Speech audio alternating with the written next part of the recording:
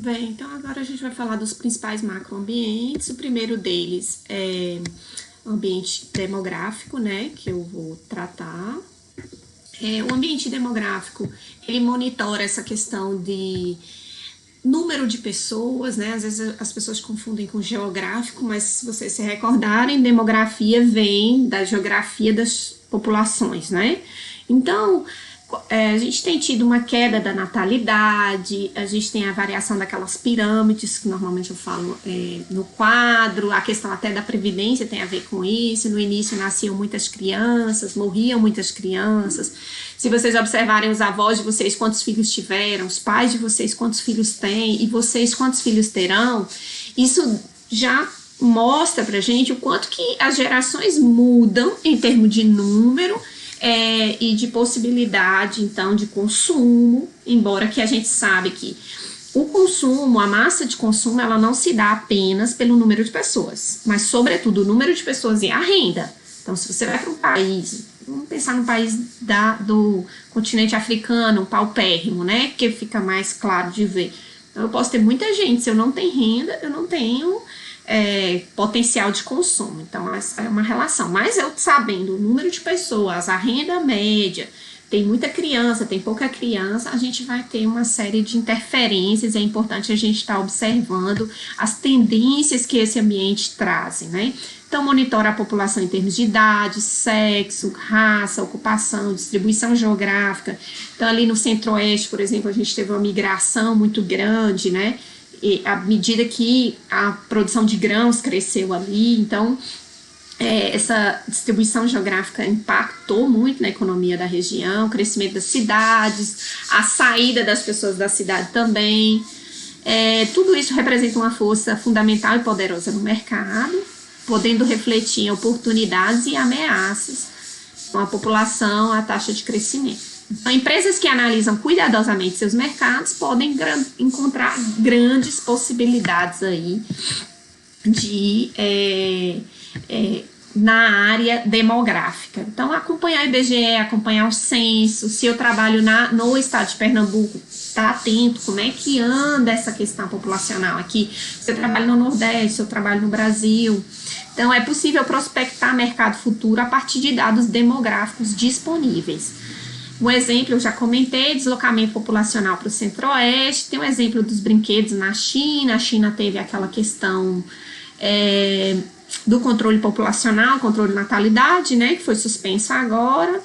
A questão das pequenas porções, então, à medida que as famílias foram reduzindo, você tem muita gente morando sozinha, muitos casais apenas, ou casais com um filho. Então, antes, quando eu era pequena, por exemplo, gente, as famílias só compravam arroz de 5 quilos, volumes maiores. Agora a gente compra de 1 quilo, a gente vende um pedaço de pizza, porções muito menores. Por quê? Porque a gente tem um público, demograficamente as famílias foram reduzindo e diminuindo. Porções pré-prontas tem a ver também com isso. Um dos grandes mudanças da humanidade, eu comento, é o advento da pílula anticoncepcional, que a mulher, ela pode definir quantos filhos teria, quando teria esses filhos, e ela pode ir para o mercado de trabalho, porque uma mulher que tem 10 filhos, dificilmente ela pode sair para trabalhar. Então, à medida que a mulher ela opta por quando quer ter filhos e quantos filhos vai ter, ela vai para o mercado de trabalho e ela não tem mais tempo de preparar a alimentação toda em casa. Então, começa a surgir a lasanha pré-pronta, uma série de coisas que facilitam. Por quê? Porque houve uma mudança cultural, demográfica, tecnológica, e aí a gente vai vendo quanto que esses ambientes estão relacionados. A questão do papel, né, surgiu o computador, o pendrive, mesmo assim o papel passou a ser um produto muito consumido, porque hoje a gente imprime tudo. No ambiente econômico, eu não vou me ater muito, porque vocês fazem economia, mas é a questão de estar atento à taxa de juros do mercado, estar atento à questão cambial, estar atento aos indicadores de crescimento, PIB, balança comercial, porque o quanto que isso impacta na vida da gente, muito, muito. O câmbio agora, por exemplo, é um fator crítico para a economia nacional. certamente há um risco de inflação em função dessa questão cambial e assim, claro, a taxa de juros é importante, mas economia não é linear e simples, né? Ela envolve muitos elementos. Mudança na renda das pessoas, a gente tem mudança no marketing de valor, como eu disse, se a pessoa tem um padrão de renda alto e uma consciência ambiental alta, ele está disposto a consumir algo que tem um valor intrínseco muito grande, né? Essas mudanças nos padrões de consumidor, aí a gente tem que observar as questões de economia, se o produto é elástico ou inelástico, então muito assusta quando como é que chama o ministro da economia agora recente, ele comentou que o aumento do preço do arroz se dá porque a população está comendo mais arroz, e a gente sabe que arroz é um produto relativamente inelástico. Vocês lembram desse conceito em economia? Então, mesmo aumentando a minha renda, eu não dobro o meu consumo de arroz. Eu não consigo comer o dobro de arroz. Normalmente, eu vou comer um arroz melhor. Eu saio de um arroz mais quebradinho, compro um arroz tipo 1. Ou eu vou comprar um arroz 7 grãos. Eu transito muito mais entre as carnes do que o volume do arroz. Meu estômago não aumenta. Então, esses são conceitos que vocês têm que estar atentos, né? No setor que vocês trabalham, ele é muito inelástico, ele é pouco, né? Ele é mais elástico, porque isso vai definir as perspectivas do setor que você trabalha e quanto que isso vai implicar no seu planejamento estratégico, tá, gente? Lembrando que a gente está numa sequência. Tô pensando em fazer uma grande mudança na minha empresa. Eu já fiz análise de concorrência, que é um microambiente, e agora eu estou olhando para um ambiente que interfere na minha empresa. E aqui são só dicas. Que elementos vocês têm que olhar, porque cada caso é muito particular, tá? Então, do ambiente econômico, eu estou tendo que fazer isso com frequência, porque eu aumentei os slides para diminuir o problema. Então, inflação, recessão, o desemprego está aumentando, há uma estabilidade econômica, há variação cambial. Como que essa variação interfere na cadeia produtiva que eu trabalho, os insumos que eu compro. Infelizmente, o Brasil é extremamente dependente de tecnologia externa, o mundo, né? E sobretudo da China, né? Todo mundo compra máscara, luva, muita coisa de fora, e acaba que isso é um grande problema, tá? Os mercados exigem, além das pessoas, o poder de compra. Então, não adianta ter gente se a gente não tem renda. De novo, renda é liberdade, né? Essas mudanças podem ter alto impacto, principalmente quando produtos são altamente dependentes do nível de renda. Então, produtos mais luxuosos, produtos mais carne de primeira, a gente é mais sensível. Se a renda cai, eu vou começar a comprar uma carne mais barata, ou vou diminuir o volume da carne, né? E aí, um ambiente natural, físico natural, tem a ver com a questão da sustentabilidade. Hoje a gente está vivendo uma crise muito grande em torno disso. E com as queimadas que a gente está lidando, né? Com toda essa questão, a gente tem que pensar que a questão da sustentabilidade está muito relacionada ao que a gente chama de justiça intergeracional, que é a justiça entre as gerações.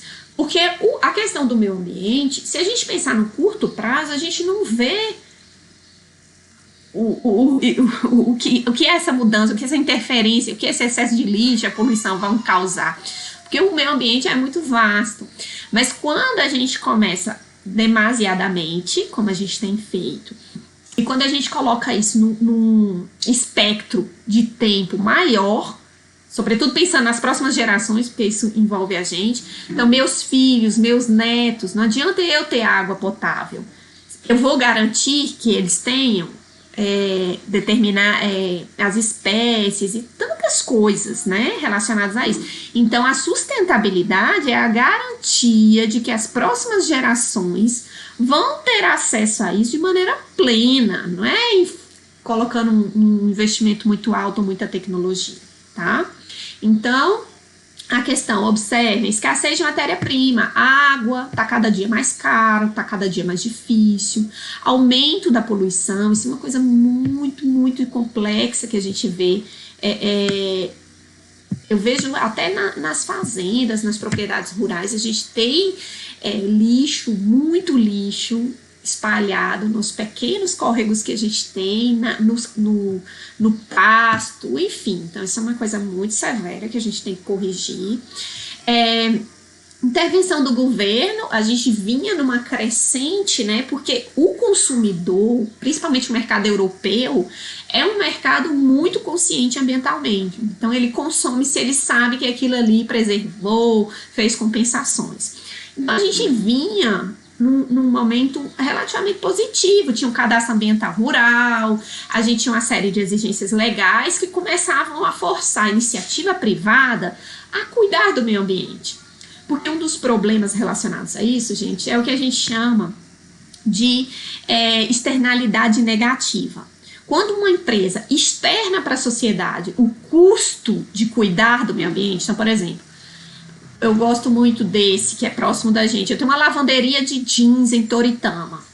E aí, eu deveria tratar a água da lavagem do jeans. É muito caro tratar a água, mas para ter uma boa calça jeans que garanta que vai entregar para a sociedade uma água limpa, porque ela sujou essa água, minha calça passa a custar R$50 e meu vizinho que não trata a água consegue vender a 30.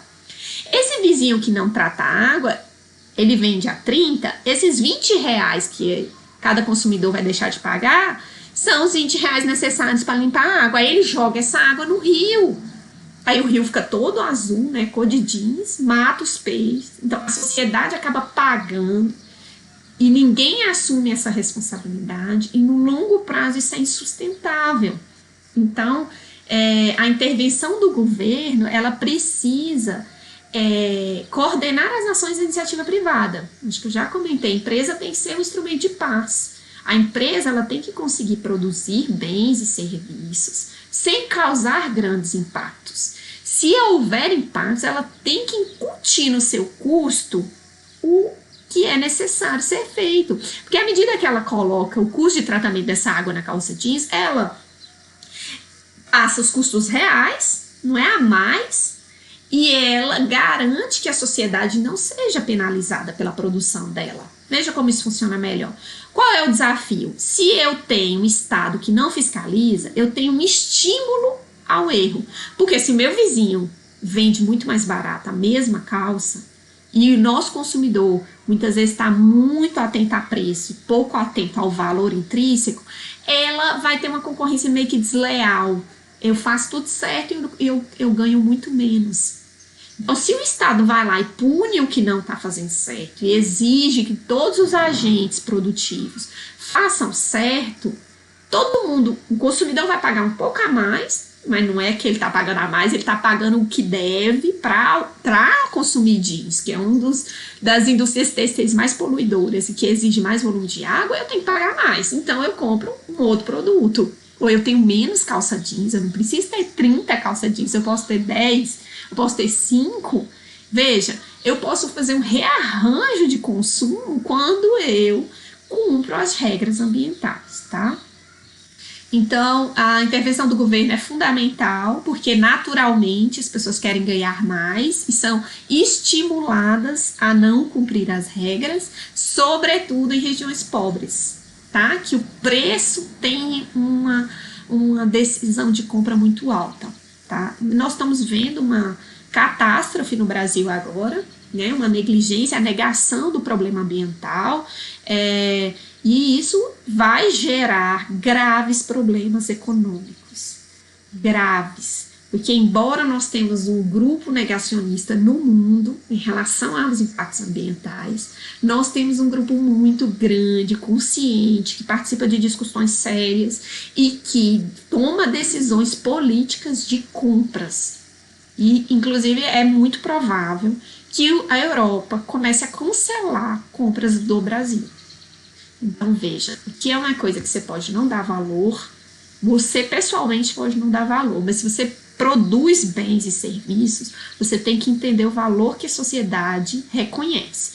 Ainda que a nossa sociedade tenha muita dificuldade em entender isso ou aceitar as evidências, nós estamos num mundo globalizado, o consumo, principalmente do agronegócio brasileiro, é mundial.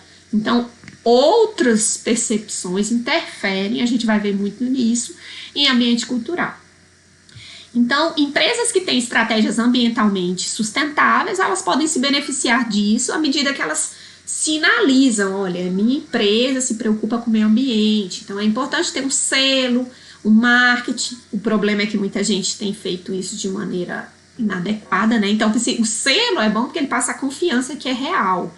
Então, eu sou uma empresa que preserva o meio ambiente, eu vou ter acesso a mercados mais exigentes, eu vou passar uma imagem muito positiva em torno disso. Então, há um estímulo cada vez maior de que isso venha a acontecer. Então, fatores que afetam o ambiente físico natural são imensos, sobretudo pensando que a produção agropecuária, gente, ela se dá na natureza, pela natureza, ela é a natureza. Então, é diferente de uma fábrica de prego, que ainda usa aço, né? Mas é uma fábrica urbana, industrial. Nossa produção, nossa fábrica é a céu aberto, é usando vegetação, é usando animais. Então, o ambiente físico natural e a forma como a sociedade está vendo esse ambiente, a forma como ele está funcionando bem ou mal, vai interferir, então, no resultado da nossa empresa. Então, a deteriorização do ambiente natural é um dos assuntos mais importantes nos anos 90, desde o relatório de Brundtland, não vou entrar muito nos detalhes, mas ele se refere aos recursos naturais que estão disponíveis para a organização, ou que a organização afeta água, solo, a disponibilidade de recursos. Então, energia é um recurso cada vez mais usado. Então, as 4 tendências que a gente observa nesse ambiente, que vocês têm que estar muito atentos, é a escassez de matéria-prima. Então, cada vez mais está faltando água, está faltando... o uso de energia está aumentando aqui, está faltando recursos naturais, como alguns tipos de sementes, enfim, inúmeras coisas aí.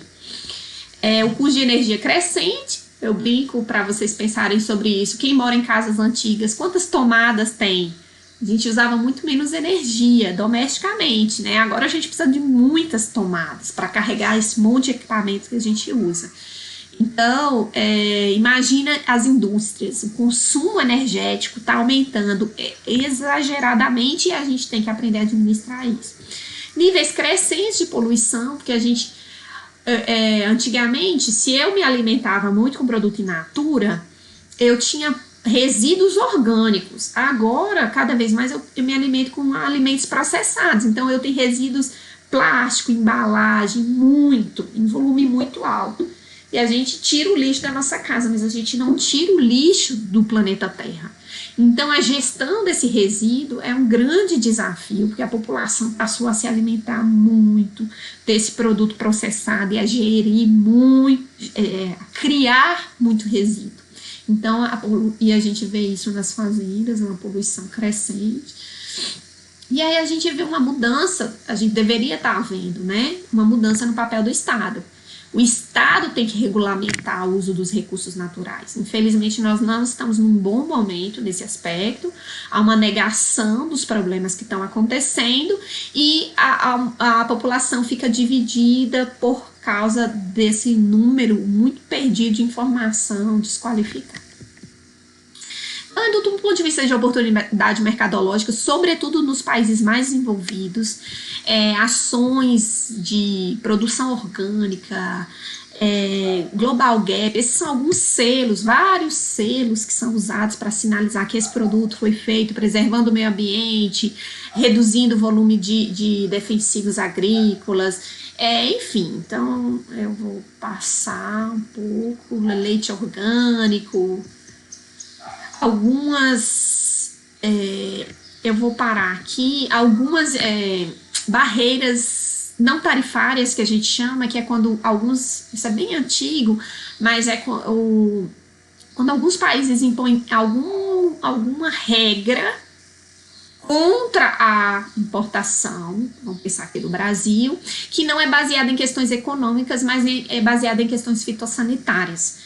Eles são muito exigentes em torno disso, os países envolvidos. Eles querem produtos de qualidade, seguros. Mas muitas vezes, além disso, dessa exigência natural, eles usam disso para preterir os nossos alimentos. Não estou dizendo que é o caso dessa reportagem, mas eu só estou alertando que é quando a gente fala que eles estão colocando barreiras que não são econômicas. Tipo, eles colocam exigências demasiadas. Ah, o grão de soja não pode ter isso. Porque à medida que ele coloca tanta exigência, ele desqualifica o nosso produto e preserva sua produção interna ou paga muito pouco pra gente, tá? Então, por isso a gente tem a Organização Mundial do Comércio também, para estar atento quanto que os países estão sendo desonestos nas relações comerciais internacionais. Estados Unidos é um grande exemplo disso, né? Tá falando agora que o TikTok, que o Snap não tem protocolos de segurança, e eu pergunto, e o Face, o Twitter, o WhatsApp? Quais são os protocolos de segurança que os Estados Unidos nos garantem? Então, a gente tem que ter esse senso crítico, né, que principalmente nações muito poderosas, muito ricas, elas podem usar desse poder à sua conveniência, e ela faz isso. Por isso, organismos internacionais que regulamentam, OMS, a de saúde, de comércio e tantas outras organizações mundiais, elas estão aí para ter uma ação mais justa nesse comércio internacional, tá?